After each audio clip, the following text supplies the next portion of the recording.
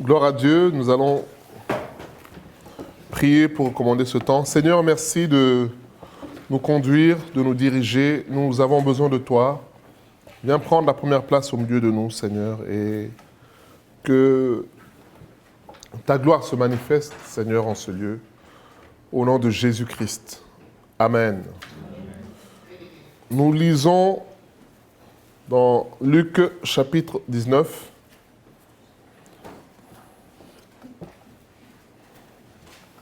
Luc chapitre 19.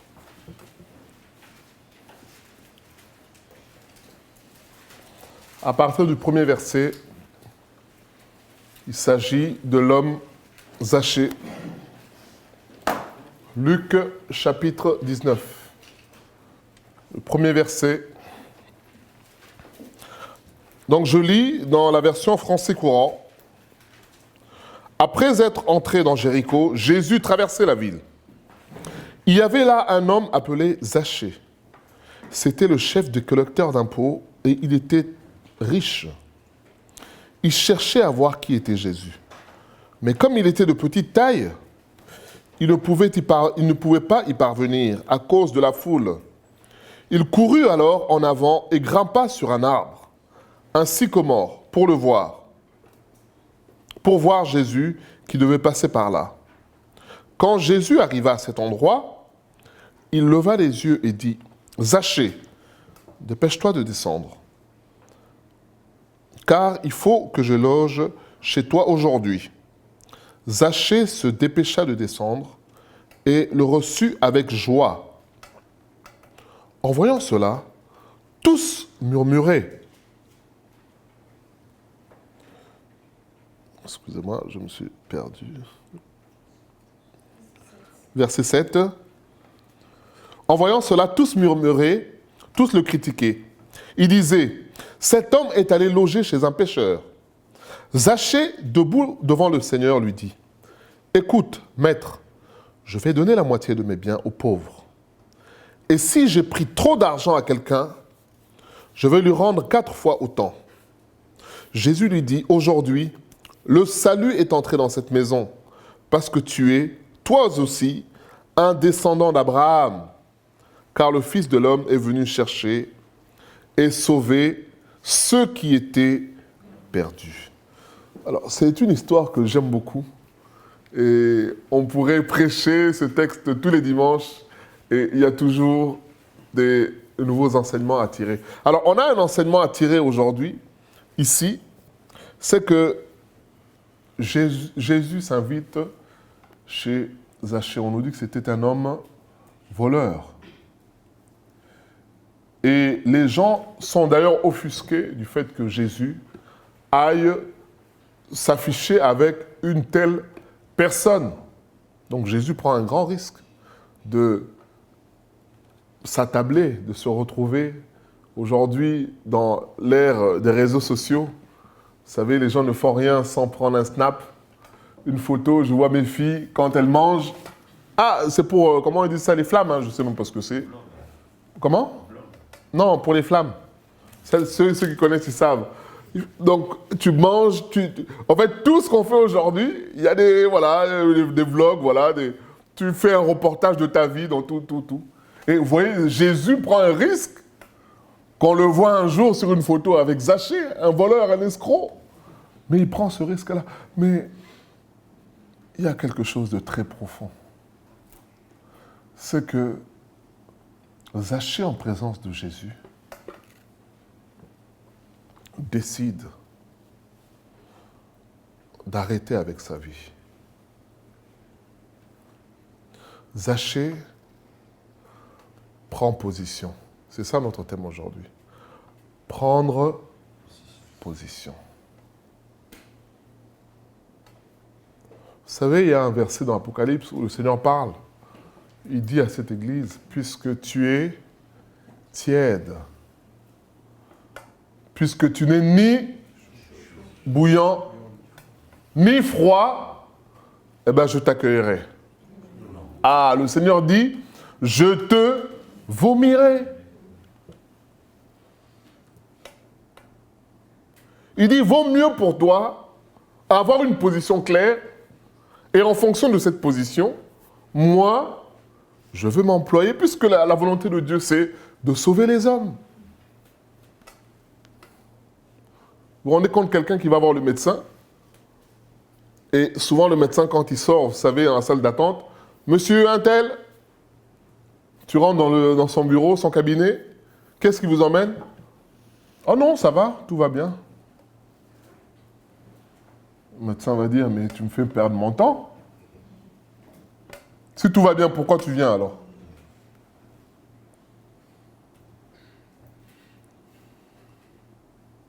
Si tu as mal quelque part, ah là, le médecin est utile. Il va dire, bon, dans ce cas-là, on va vérifier, on va voir l'épaule, on va... Si il ne sait pas trop, bon, prise de sang peut-être, examen approfondi, cher confrère, voilà, je te recommande tel patient qui a ceci. Et l'objectif du médecin, c'est d'être utile, puisque c'est ça son objectif. Mais si tu n'as pas de problème, alors à quoi il va servir? C'est ça, bien aimé. Et vous voyez, Jésus va chez Zachée. Pourquoi? Parce que Zachée se sait malade. Mais non seulement il se sait malade, il sait qu'il a la solution devant lui. Alors il dit quelque chose de grave. Il dit, Seigneur, à partir d'aujourd'hui, je décide de rendre tout ce que j'ai pris. À partir d'aujourd'hui, je décide d'arrêter avec l'indifférence, d'arrêter avec... vous savez, il y a des gens, partout où ils passent, ils veulent se faire accepter. Ils ne font pas de vagues. Ils ne veulent pas de problème. Mais bien aimé, il faut savoir que le péché étant dans le monde, la lumière ne va jamais, les ténèbres ne vont jamais accepter la lumière. Ça, c'est clair. Il y aura un moment où il va falloir prendre position clairement. Il y aura un moment où il va falloir se déterminer et dire non, ça, c'est bon. Ça, c'est mal. Ça, c'est reprouvé par la parole de Dieu. Il y a un moment donné dans la vie où il faut se déterminer. C'est ça notre prédication aujourd'hui. Vous voyez, mon premier point, c'est Dieu ne cherche pas des gens parfaits. Vous voyez cet homme, j'ai pris cet exemple-là, pourquoi? À plusieurs titres, puisque Zachée nous ressemble. Pourquoi il nous ressemble? Puisque c'était un homme riche, et à ce titre-là, tous comme nous sommes ici dans cette salle, nous avons tous des richesses. Et la plus grosse richesse, je peux vous dire que c'est notre propre volonté. Hein.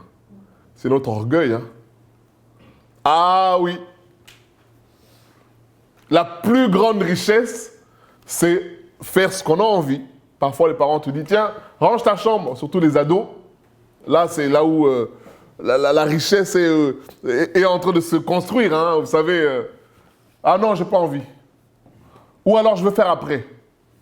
C'est une richesse.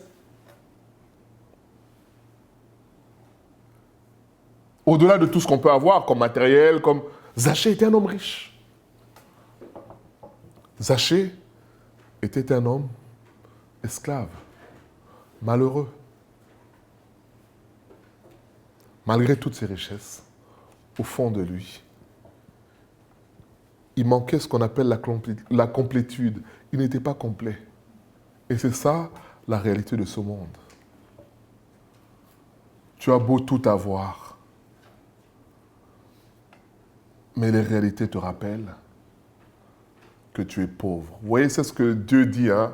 L'apôtre Paul dit, dites aux riches de ce siècle, dites-leur qu'ils sont pauvres, que leur richesse est rouillée. C'est la réalité, bien-aimés.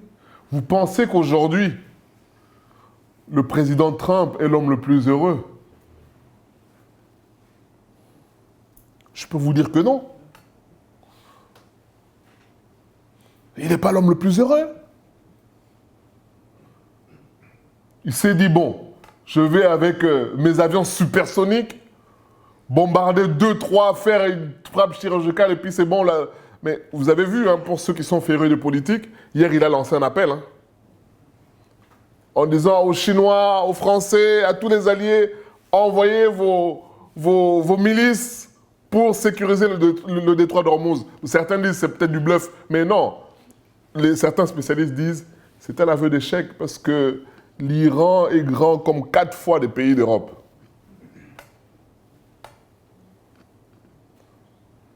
Que faire? Envoyer des troupes au sol pour qu'ils meurent. Continuer à bombarder. Bombarder jusqu'où? Et même bombarder. Vous savez, un missile que les Américains lancent, vous savez combien ça coûte? Comparé à les drones que les Iraniens lancent. Ça, c'est la première chose. Mais deuxième chose, pour aller en guerre, il faut un budget spécial. Or, les États-Unis n'ont pas voté de budget. Lui, il se dit, ça sera comme au Venezuela. Au Venezuela, allez, on bombarde, bien fait. Mais bien aimé, vous savez, la vie est compliquée. Hein.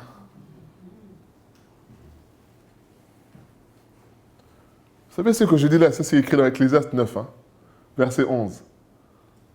Que ce n'est pas toujours le plus rapide qui remporte la guerre. Ah non, qui remporte la course, pardon. C'est pas toujours le plus intelligent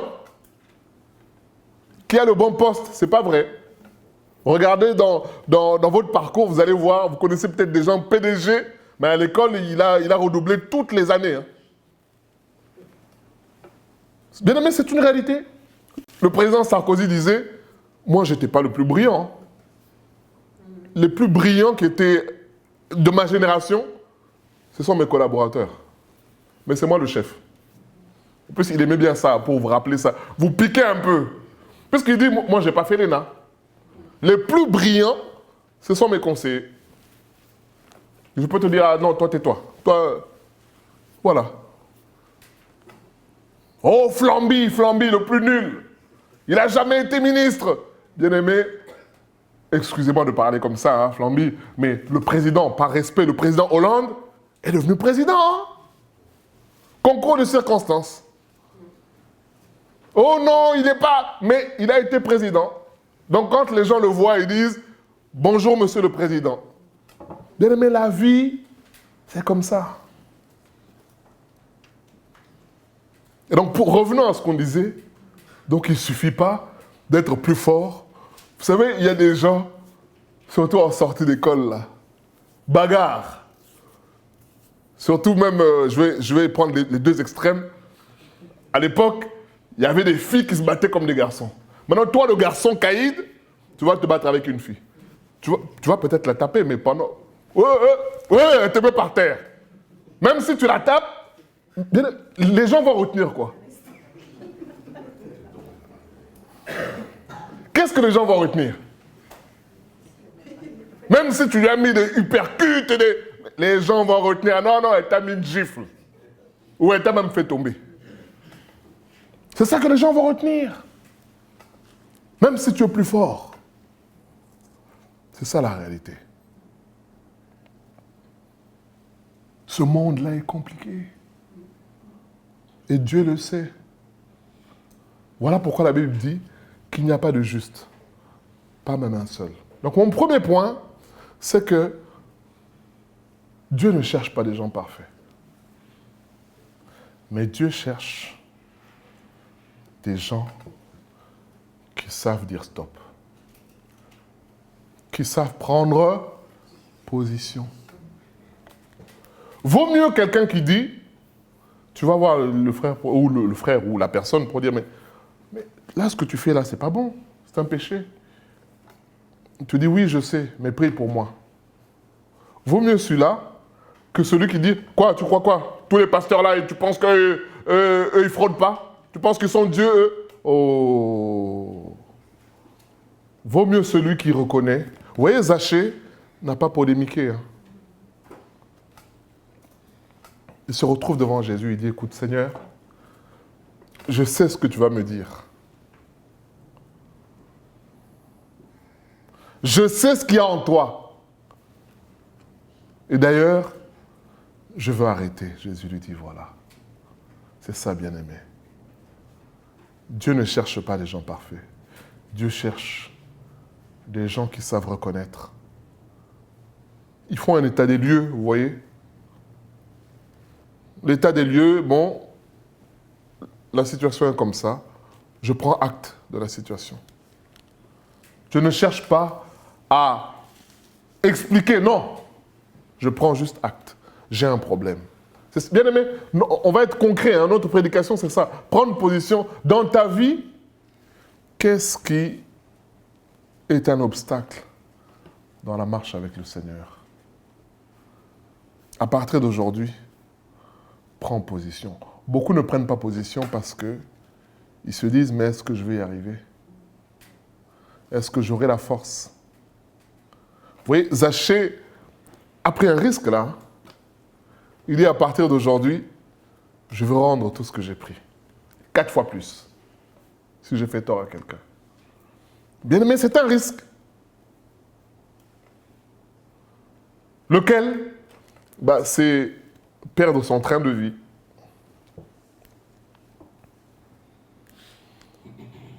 Peut-être qu'autour de lui, il y avait des collaborateurs avec qui il travaille, qui gagnent aussi à ses dépens. Donc quand lui décide d'arrêter comme ça, donc ça a une conséquence sur toute la famille. Peut-être que madame aimait beaucoup acheter de Louis Vuitton ou... Donc quand il décide d'arrêter comme ça veut dire que c'est terminé. Maintenant, ça sera sac qui habille. Je ne sais pas s'il y a des sacs qui habillent. Voilà. Il prend un risque.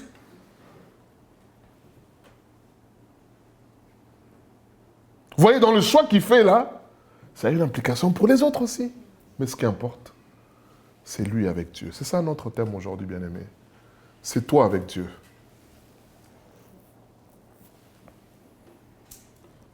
Jésus n'est pas venu lui dire, voilà, tu es comme si, tu es... Il aurait pu.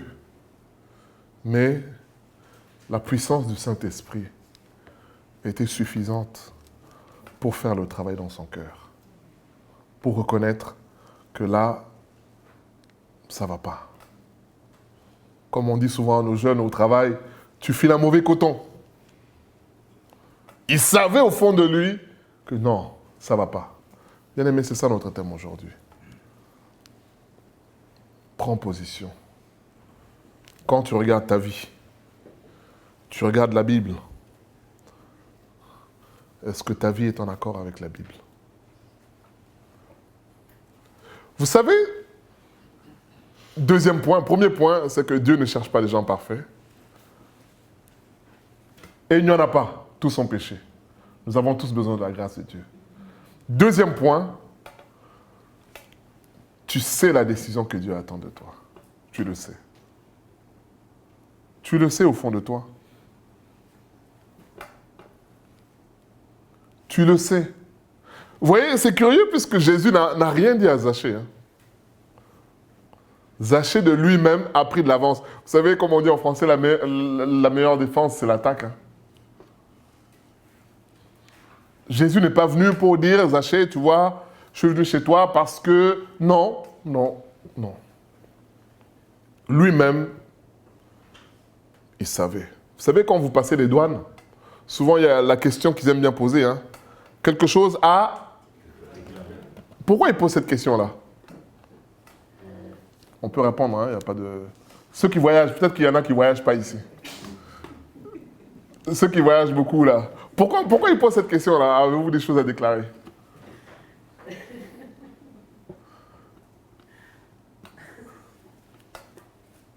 Non, il n'y a pas de... Ok, il n'y a pas de voyageurs, alors. Ah, il y a des voyageurs en train, on a dit. Pas en avion. Ils posent cette question-là puisque, naturellement, quelqu'un qui voyage emporte des choses. Maintenant, ils misent sur quoi? Sur la bonne foi. Sur l'honnêteté. Ils se disent, vaut mieux être honnête, déclarer toi-même, plutôt que si nous on t'attrape. Alors là, ça ne sera pas à l'amiable. Donc quand tu arrives, tu dis, bon, j'ai des devises, j'ai tant, j'ai ceci, j'ai ramené des statuts, j'ai ramené... Voilà. On joue sur la bonne foi. Et parfois, s'il y a une taxe là-dessus, tu payes une fois pour toutes. Voilà. Mais par contre, s'ils se rendent compte que tu as fait une fausse déclaration ou alors que tu n'as rien déclaré alors que tu as des choses à déclarer, alors là, ça ne sera pas la même chose. ce ne sera pas la même chose. Et Dieu sait que nous avons des choses à déclarer. Nous avons des décisions à prendre. Dieu le sait. Tu as un petit copain, une petite copine, tu es chrétien, le cœur part pour quelqu'un, mais tout ça en cachette. La prédication d'aujourd'hui est là pour dire, écoute, prends position. Tu vis maritalement, sans être marié. La prédication aujourd'hui. Bien aimé, je ne suis pas là pour faire polémique. Moi, le premier, en méditant ce verset-là, je me suis dit, j'ai des décisions à prendre dans ma vie.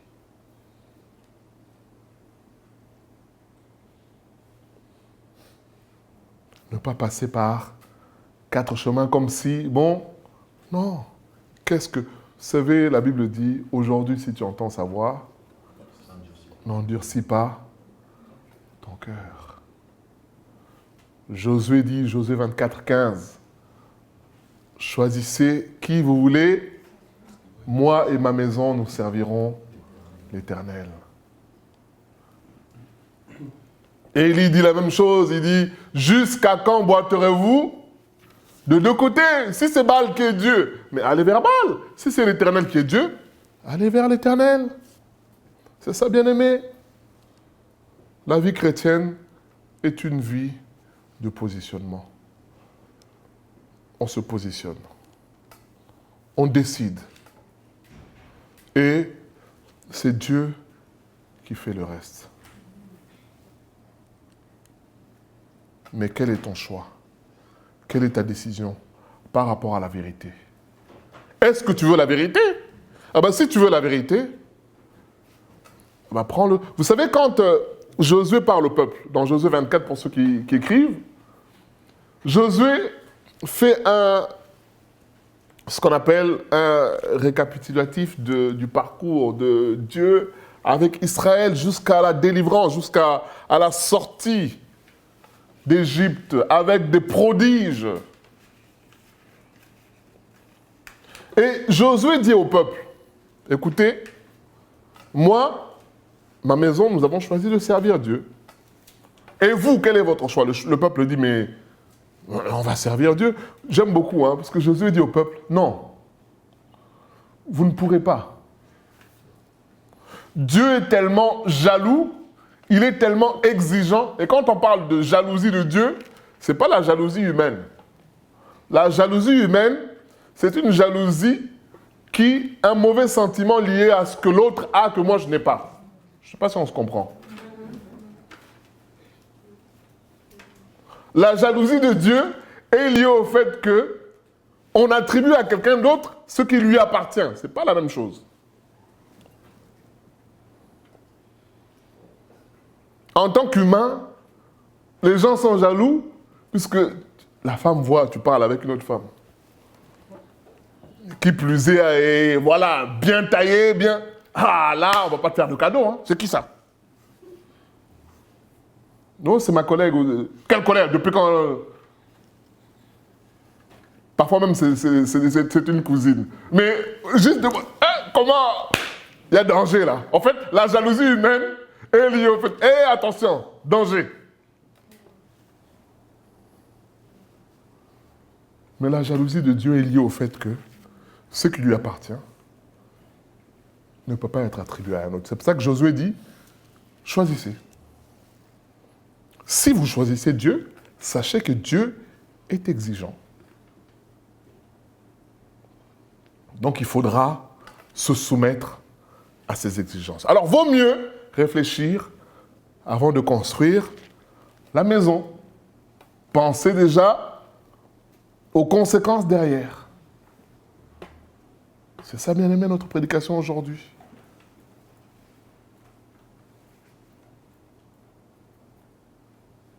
Et si nous choisissons de suivre Dieu, alors lui va nous donner la force. C'est ça notre prédication. Prendre position. Quelle est la décision que tu prends aujourd'hui? Continue à vivre tel que tu vis. Mais si le Seigneur revient, bien-aimé, voyez ce que Jésus a dit à cet homme. Il dit, le salut est entré dans cette maison aujourd'hui. La prédication n'est pas là pour indexer ou polémiquer. Non, bien-aimé, la question c'est, tel que tu es là, est-ce que ta vie est en accord avec ce que Dieu attend de toi? Et comme je l'ai dit, deuxième point, chacun sait ce que Dieu attend de nous, dans notre cœur. Il y a des gens qu'on doit pardonner, tu le sais au fond de toi. Mais il y a les raisonnements humains qui te disent, non, pardonner c'est trop facile. Comme il t'a fait trimer, bah, tu vas le faire aussi marcher un peu pour qu'il comprenne. Mais bien aimé, c'est pas ça qui va rendre l'autre meilleur. Romains 12, verset 21, ne te laisse pas vaincre par le mal, surmonte le mal par le bien. Donc, quelle décision tu dois prendre aujourd'hui? À ne pas rendre le mal par le mal. On t'a fait du mal, rends le bien. C'est une décision à prendre. Oui, mais c'est injuste, c'est trop facile. Mais c'est ça que Dieu attend. Jésus est mort à la croix, ça n'a pas été juste. Hein. Ça a été injuste. Pourquoi injuste? Parce que lui, il n'avait rien fait. Nous, on était coupables. Donc, réfléchir juste en disant, c'est juste ou pas. Non, non, non. Dieu a tant aimé les hommes qu'il a donné son Fils unique. C'est injuste. Mais c'est ça qui était droit. Et c'est ça que Dieu attend de nous. Bien-aimé, prends position aujourd'hui. Le temps passe. Zachée n'a pas voulu faire passer cette occasion-là. Voyez-vous? Quand est-ce qu'il allait voir encore Jésus? Quand est-ce que Jésus allait venir encore chez lui? En fait, le fait que Jésus vienne déjà s'intéresse à lui, mais ça l'a touché pour dire, mais il me connaît.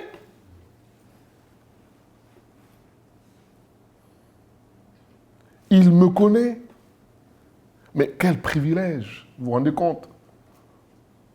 Le maire de la ville qui passe, Jean-Luc, ça va? Rien que ça, je peux vous dire que ta journée est refaite. Hein. Monsieur Untel, tu vas te dire, ah bon? Il me connaît? Mais oui, mais lui, il a dit Monsieur Untel, puisque lui, c'est une stratégie électoraliste. Vous savez, ils sont très forts. Hein. Il a étudié chaque rue, chaque avenue. Ah, là, il y a Monsieur Untel, là, il y a la famille telle. Donc, quand il vient comme ça, moi, je vois souvent notre mère, Julie Lesage, quand elle vient dans le quartier, ça va? Ça va, vous allez bien? C'est comme si on a bu du café ensemble, on se connaissait. Mais c'est politique. Mais rien que ça, c'est flatteur. Parce que tu dis, ah bon? Il me connaît. Parfois, alors les travaux de la voirie, ça a été fait. Tu dis, ah bon, il est au courant de ça? Bon, on lui a donné vite le dossier. Là, mais rien que ça. Alors, vous vous rendez compte? Là, c'est Jésus. Devant toute cette foule-là, il dit, allez, Zachée, viens. Je viens chez toi. Et moi, je parle du maire. Je ne parle même pas d'un ministre. Hein. Je ne parle même pas du Premier ministre. Je ne parle même pas du président.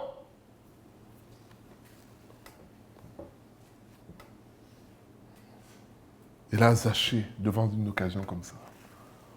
Mais bien aimé, ici, comme Jésus dit, il y a plus que le maire.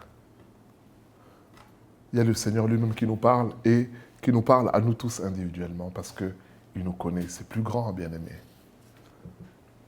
Prends position aujourd'hui, clairement. Arrête. Arrête de donner des excuses. Arrête de trouver un coupable. Il y a des gens, il ne prend pas position parce qu'il attend que toutes les étoiles soient alignées. Bien aimé, Zachée.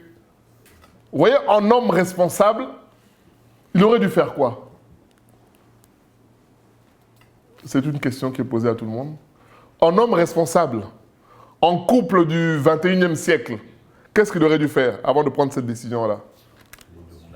Ah, non, demander. Ah, toi, tu vas loin, toi aussi. Toi, tu demandes. Non, au moins se concerter. Le frère s'est vendu lui-même. Non, non, au moins se concerter. C'est vrai ou c'est pas vrai? Tu vas prendre une décision. Quelqu'un t'appelle, bon, même si c'est ton frère qui est au pays, bon, là, je viens en France pour un an. Bon, souvent, c'est un CDI, hein, durée indéterminée. Bon, je viens en France. Mais même si c'est ton frère, à moins que tu sois Kim Jong-un, que tu décides de façon unilatérale, mais ce qui est normal, c'est que tu asseyes madame, paye un petit resto pour la calmer un peu, dire bon, il y en a qui rigolent, ça. Dis bon, madame, il y a mon frère qui arrive, comment on peut faire? Tu lances la balle. Mais comme elle a bien mangé, mais il y a une chambre ici. Voilà, comme ça, c'est réglé. Ou bien, alors Zachée décide seul. Ça veut dire quoi, bien-aimé? Ça veut dire que, vous savez, avec Dieu, et comme on dit en français, hein, il faut battre le fer quand il est chaud. Quand tu as ça dans ton cœur, prends la décision. N'attends pas demain, puisque demain, la réalité va être différente. La réalité va être différente. Tu avais pris une décision, l'attitude de l'autre te fait changer. C'est ça, bien-aimé. C'est ça notre prédication aujourd'hui. Quand tu entends sa voix, n'endurcis pas ton cœur. Quand Dieu t'inspire, nous, on a connu des choses comme ça. Hein.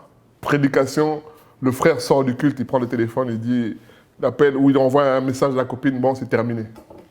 Plaquage. L'autre, quoi? Tout ce qu'on a... Non, c'est terminé. Voilà. La décision est prise. Ce qui importe aujourd'hui, c'est que je sois en règle avec Dieu. Parce que l'autre va dire, c'est pas normal, tu te rends compte, tout ce qu'on a construit, tout ce qu'on a bâti, tous nos projets, tout... Et ça y est, tu reviens sur tes pas. Non, la décision est prise. On doit faire les choses correctement. C'est terminé. C'est ça, bien aimé, notre exhortation aujourd'hui.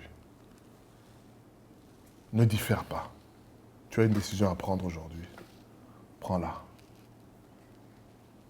Ne cherche pas tes explications. Non, bien aimé. Le mariage en France sont les autorités qui le déclarent. Toi, tu dis, bon, moi j'ai fait comme ça, c'est comme ça. Bien aimé, est-ce que tu es en règle par rapport à ce que les autorités demandent? C'est ça, bien aimé, la question. Prends la décision. C'est ça notre exhortation aujourd'hui. L'occasion que Dieu te donne aujourd'hui, peut-être que demain tu ne l'auras plus. Peut-être que demain tu n'auras même plus envie. L'occasion que Zachée... C'est grave, hein, Jésus lui dit, le salut est entré dans cette maison quand?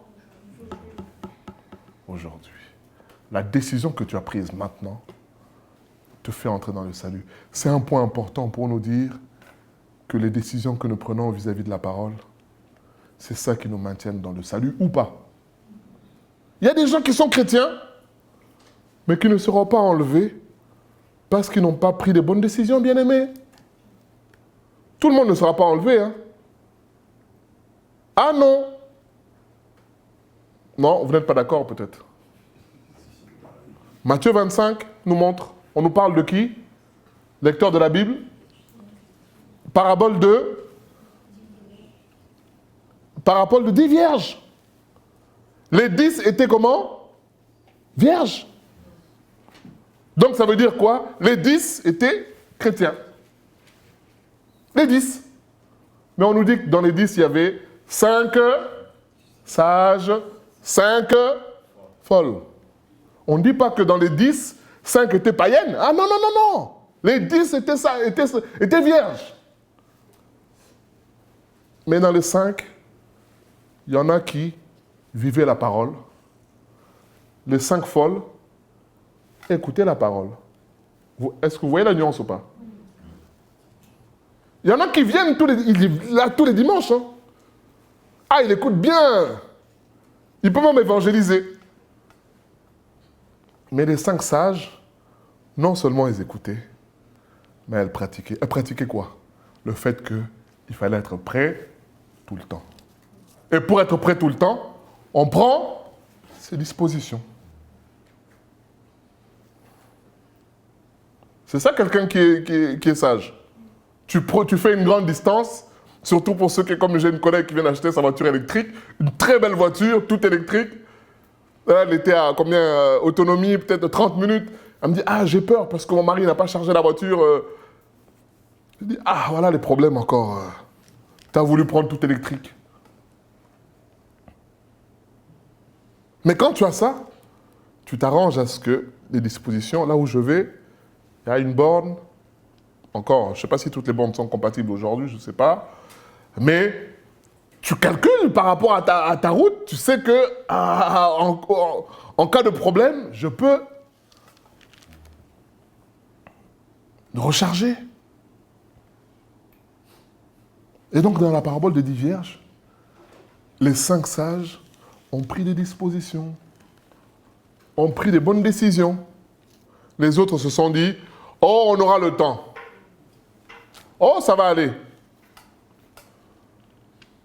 Et au moment où l'époux arrive, elles vont voir les autres pour dire, mais camarade, hier je t'ai aidé, non? Donne-moi aussi un peu d'huile. Non, non.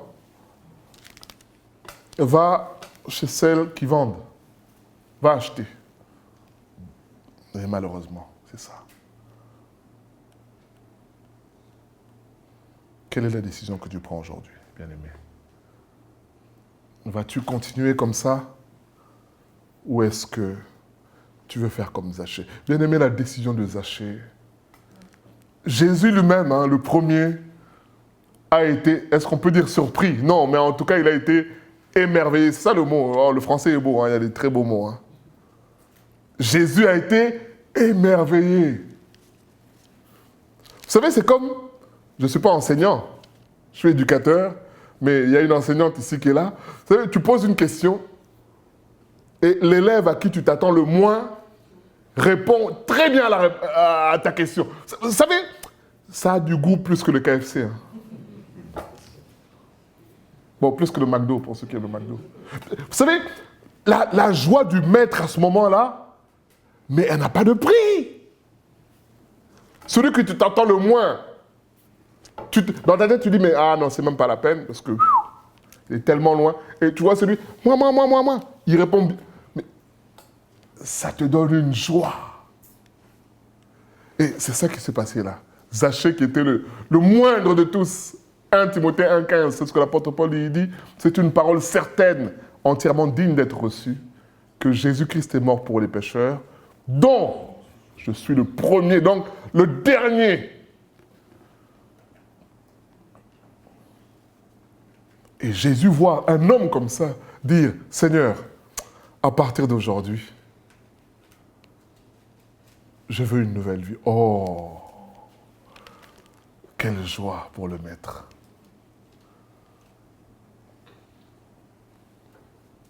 Voilà la plus belle décision que tu prends de ta vie. C'est celle-là, bien-aimé. Nous allons prier pour que le Seigneur nous aide. Nous savons quelles sont les décisions que nous devons prendre dans nos vies. Nous savons ce qui nous bloque dans notre marche avec Dieu. Nous savons aussi ce que Dieu attend de nous dans notre parcours avec lui. Prions pour que le Seigneur nous aide. Seigneur, nous prions pour que tu nous fasses grâce, Seigneur. Seigneur, nous savons que ce n'est pas par nos forces, Seigneur. C'est par ta grâce. Nous ne pouvons pas vivre la vie chrétienne parce que nous sommes forts ou corrects. Nous vivons la vie chrétienne parce que toi, tu nous soutiens, Seigneur. Et Seigneur, nous prions pour que tu nous aides comme Zachée à prendre, Seigneur, les bonnes décisions dans nos vies. Que tout ce qui n'a pas été dit dans cette prédication, que ton esprit puisse le dire dans nos cœurs, afin que, comme Zachée, nous puissions passer à une nouvelle étape, Seigneur. Au nom de Jésus-Christ. Merci pour ton action dans nos cœurs. Merci pour la force que tu nous donnes de prendre ces décisions. Parfois, ce sont des décisions qui sont difficiles pour la chair, qui vont nous faire souffrir quelque temps. Mais Seigneur, vaut mieux souffrir, Seigneur, dans la chair et être dans ta volonté que réjouir la chair tout en sachant au fond de nous que nous ne sommes pas en accord avec toi. C'est toi que nous choisissons aujourd'hui, Jésus. Nous voulons te suivre. Merci.